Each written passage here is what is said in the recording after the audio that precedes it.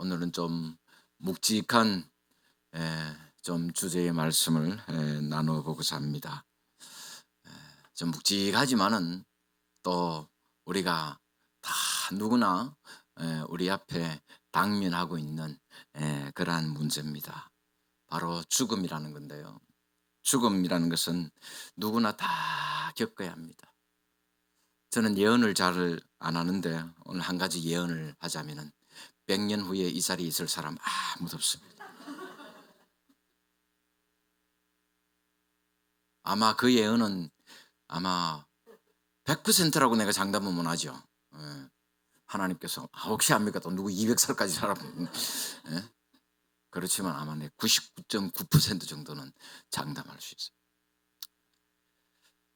이 세상에 태어난 사람 누구나 다 죽습니다. 그래서 누군가 이런 말을 했습니다. 인간은 태어나면서부터 죽음이라고 하는 종착역을 향해서 달려가는 열차와 같다. 그래서 열심히 달려가고 있습니다. 여러분 하루하루 열심히 사십시오. 그 열심히 사는 게 뭡니까? 열심히 죽음을 향해서 달려가는 거예요. 하루를 살았으면 그만큼 죽음이 하루 더 가까이 와 있는 거예요. 1년을 살았으면 그만큼 또 1년 더 가까이 와 있는 겁니다.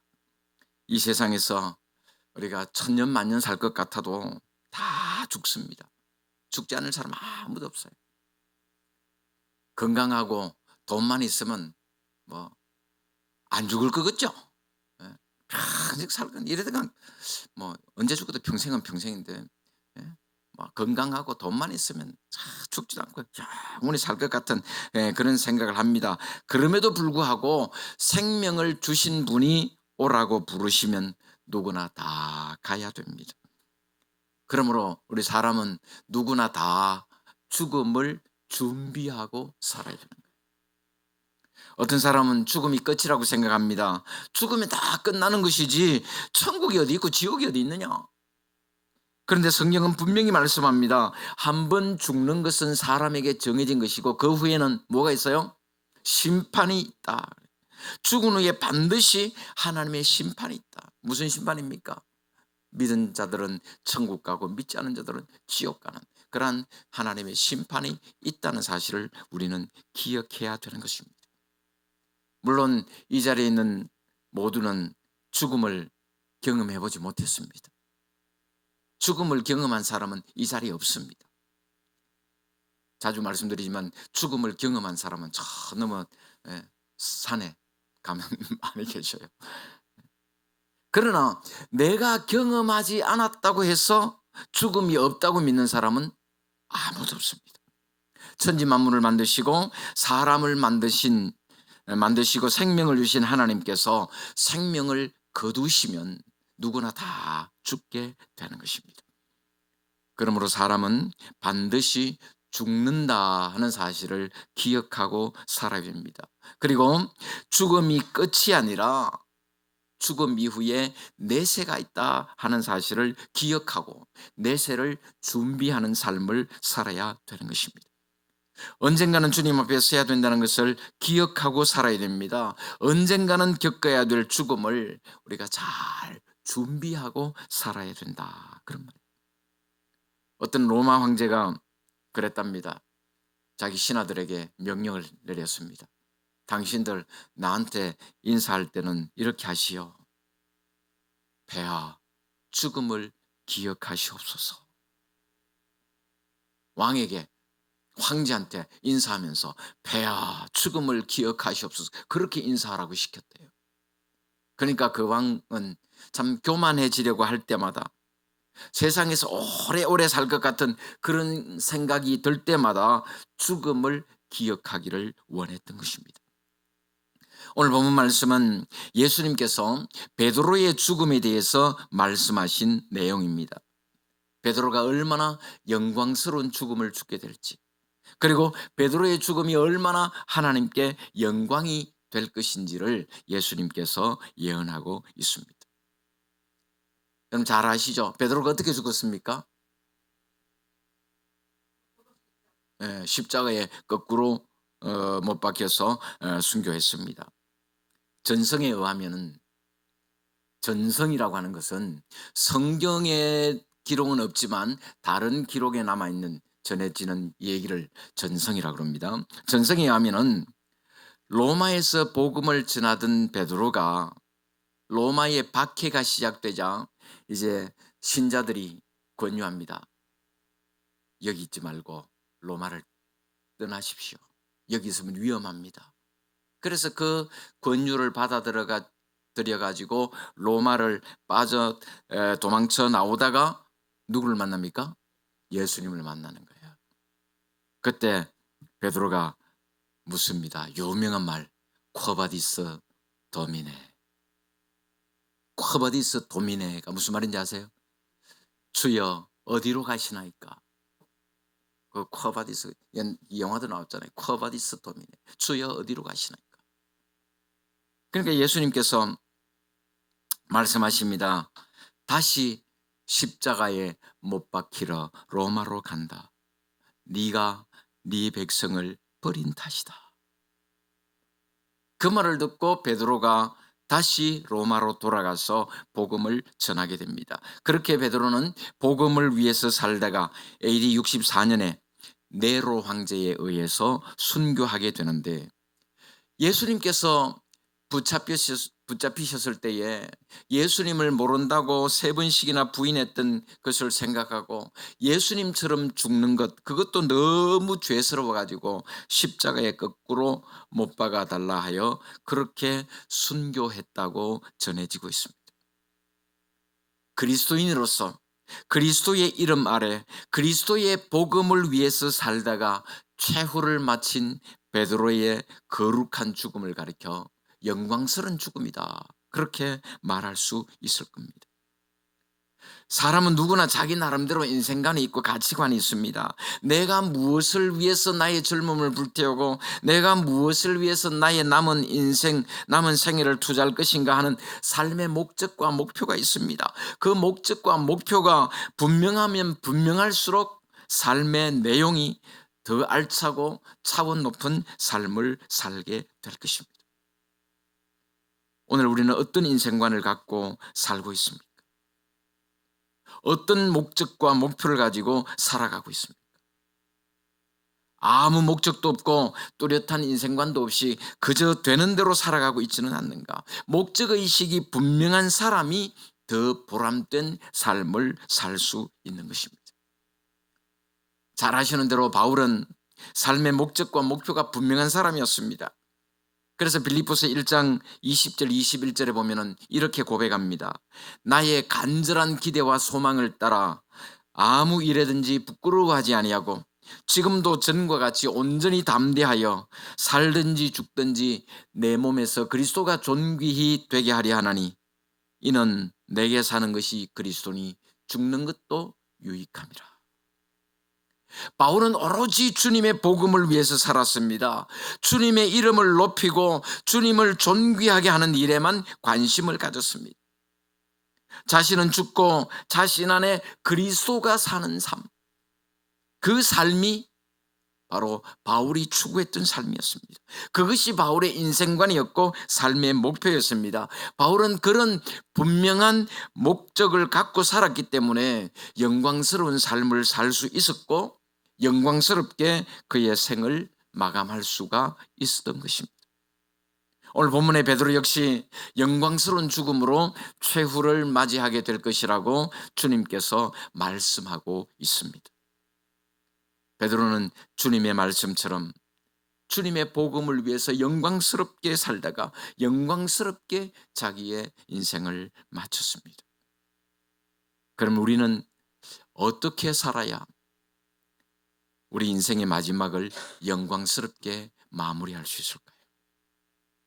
첫째는 영광스러운 삶을 살아야 됩니다. 영광스러운 죽음과 영광스러운 삶은 따로 있는 게 아닙니다. 어떻게 보면 삶과 죽음은 같은 선상에 놓여 있습니다. 삶과 죽음은 뗄래야 뗄 수 없는 불가분의 관계예요. 어떤 죽음을 맞느냐 하는 것은 어떤 삶을 살았느냐 하는 것과 똑같습니다. 실패자의 인생을 산 사람은 실패자의 죽음을 맞이하게 될 것이고, 승리자의 인생을 산 사람은 승리자의 죽음을 맞이하게 될 것입니다. 잘 살아야 잘 죽을 수 있다, 그 말입니다. 여러분, 웰빙 하잖아요. 그러다가 또 웰다잉 하잖아요. 그죠? 그 말이 무슨 말입니까? 잘 살자, 잘 죽자, 그 말 아닙니까? 그 말이 똑같다는 말이에요. 잘 살아야 잘 죽을 수 있다, 그 말씀입니다. 수치스럽게 산 사람이, 부끄럽게 산 사람이 영광스럽게 죽을 수는 없는 것입니다. 영광스럽게 산 사람만이 영광스럽게 죽을 수 있다 하는 것을 말씀하고 있습니다. 디모데후서 4장 7절 8절 보면은 바울이 이렇게 고백합니다. 나는 선한 싸움을 싸우고 나의 달려갈 길을 마치고 믿음을 지켰으니 이제 후로는 나를 위하여 의의 면류관이 준비되었으므로 주 곧 의로우신 재판장이 그날에 내게 주실 것이며 내게만 아니라 주의 나타나심을 사모하는 모든 자에게 두니라. 오늘의 선한 싸움과 내일의 의의 면류관, 그건 별개의 것이 아니라는 거예요. 동일선상이 있는 겁니다. 일직선상에 놓여있는 출발 지점과 꼬린 지점 같은 겁니다. 오늘의 선한 싸움 없이 내일의 의의 면류관을 기대할 수는 없는 거예요.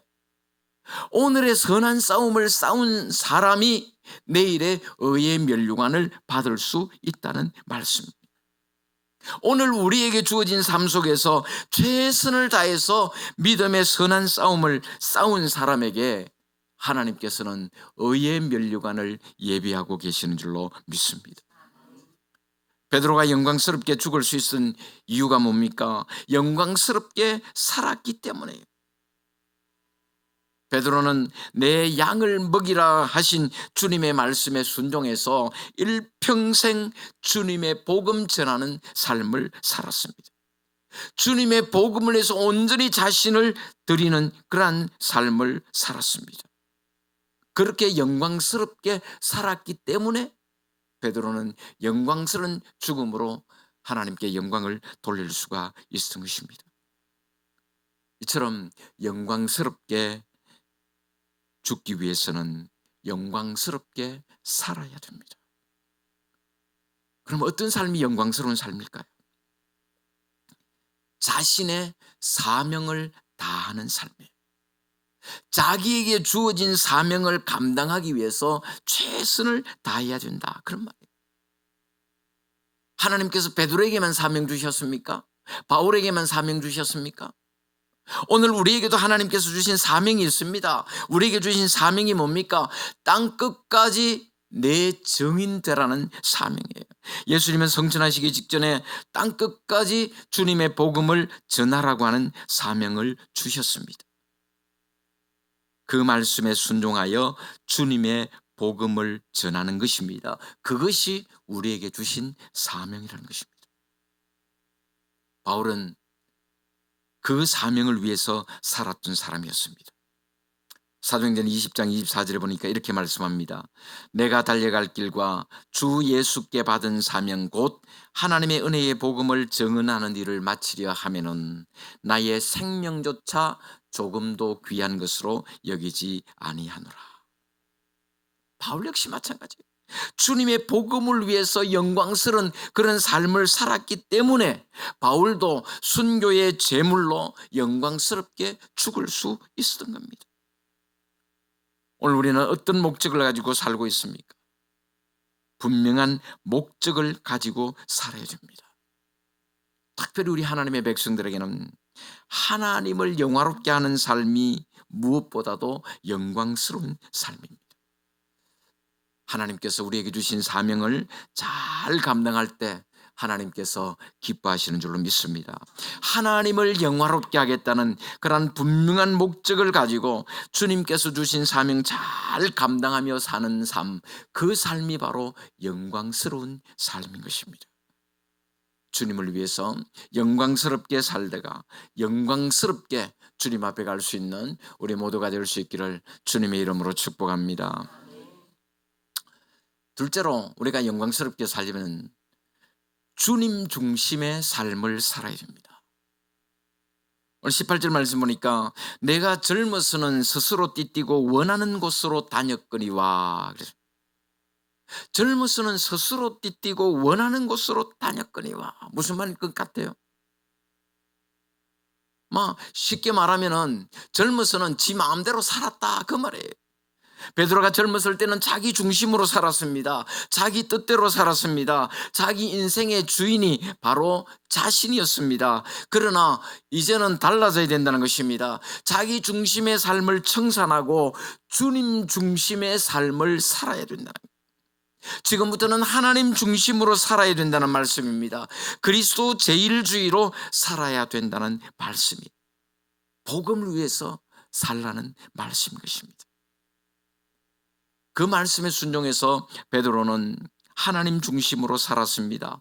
그리스도 제일주의로 살았습니다. 주님의 복음을 위해서 자신을 드리는 삶을 살았습니다. 그렇게 살다가 네로 황제에 의해서 십자가의 순교의 제물이 되었습니다. 그 당시에 십자가의 죽음은 그냥 우리는 예수님께서 십자가의 죽으심으로 우리를 구원하셨다, 그냥 쉽게 십자가 이야기합니다마는 그 당시에 십자가 죽음은요 정말 처참하고 정말 말로 어떻게 표현할 수 없는 죽음이에요. 그래서 왜 로마 시민권자에게는 십자가 처형을 안 했다 그러잖아요. 그래서 바울도 네로 때 죽었고 베드로도 네로 때 죽었거든요. 그런데 베드로는 십자가의 형을 당해서 죽었고 바울은 참수형, 목이 베이는 참수형을 당해 죽었습니다. 그 이유가 뭐냐? 바울은 로마 시민권자였거든요. 그래서 바울은 십자가형을 당하지 않았던 겁니다. 얼마나 비참하고 처참한 그런 죽음인지 모릅니다. 그런데 베드로의 죽음이 얼마나 영광스럽습니까? 베드로가 순교한 그 자리에 베드로 기념교회가 있고 로마 교황청이 있습니다. 그만큼 베드로의 순교를 영광스럽게 기념하고 있는 것입니다. 자기 중심의 삶을 청산하고 주님 중심의 삶을 살았기 때문에 그렇게 영광스럽게 죽을 수 있었던 것입니다. 세상을 살면서 여러분, 내 마음대로 되는 게 얼마나 있습니까? 내 계획대로 되는 게 얼마나 있어요? 우리 살다 보면 내 계획대로 안 되잖아요. 내 마음대로 뜻대로 안 되지 않아요. 그죠? 내가 낳은 내 자식도 내 마음대로 안 된다, 그렇게 어른들 말씀하시잖아요. 내 입안에 있는 혀도 내 마음대로 안 되잖아요. 밥 먹다가 고기가 모자란지 혀는 왜 씹어? 내 뜻대로가 아니고 주님의 뜻에 순종하는 삶을 살아야 된다는 것입니다. 대부분 사람들은 모두 다 자기 중심이에요. 모든 걸 다 자기 중심으로 생각하고 자기 중심으로 말하고 판단합니다. 간혹 보면은 주님의 일을 한다고 하면서도 뭐든지 자기 중심으로 하려는 사람이 있어요.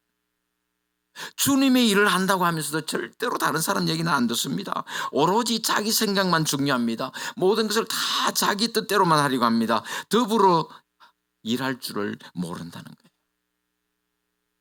그래서 저는 자주 말씀드립니다마는 혼자서 잘해가지고 100점짜리 하려고 그러지 말고 그냥 같이 함께 70점을 하든지 80점을 하든지 100점 안 돼도 그것이 잘하는 것이다 그 말이에요.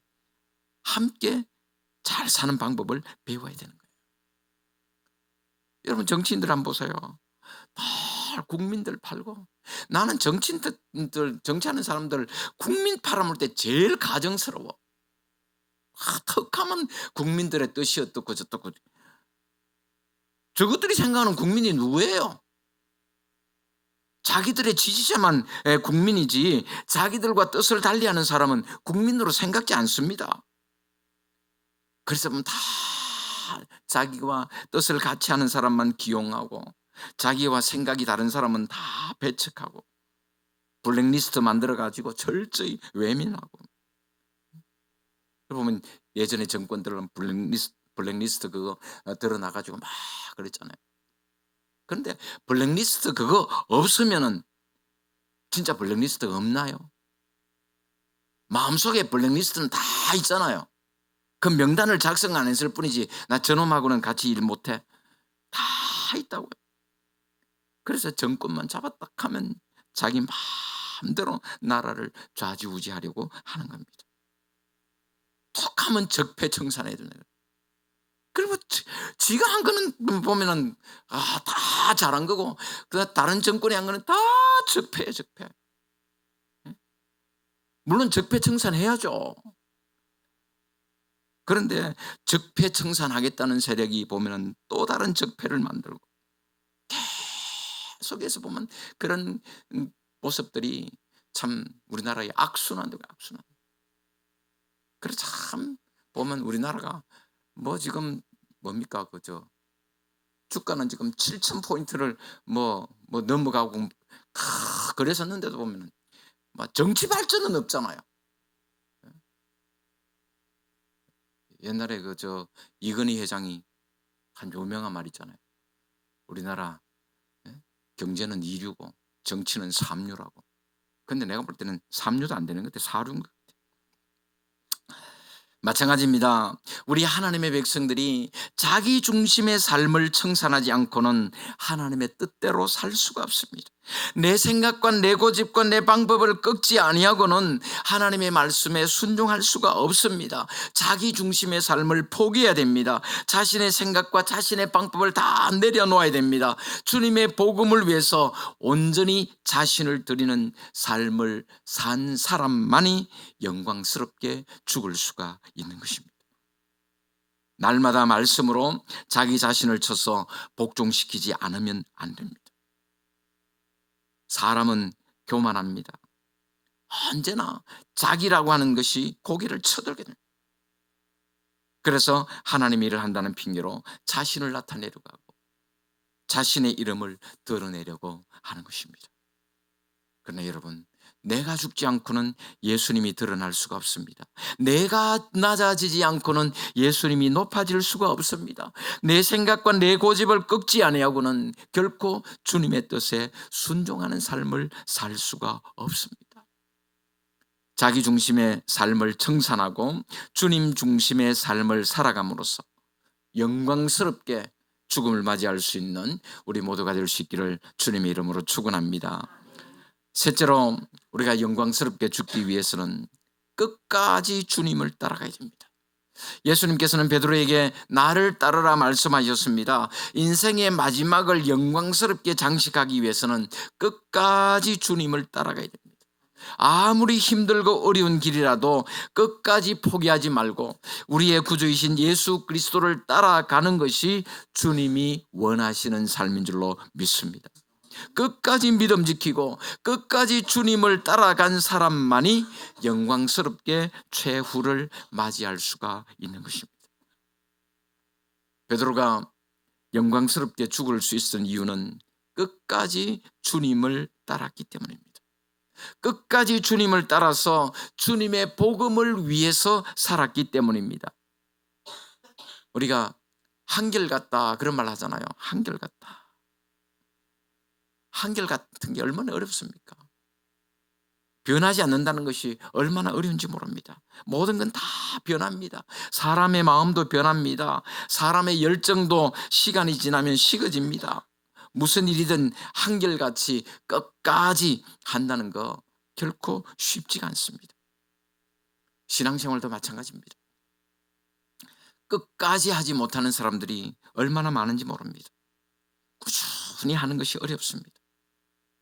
때로는 물불 안 가리고 열심히 하다가도요, 언제 그랬느냐는 듯이 식어집니다.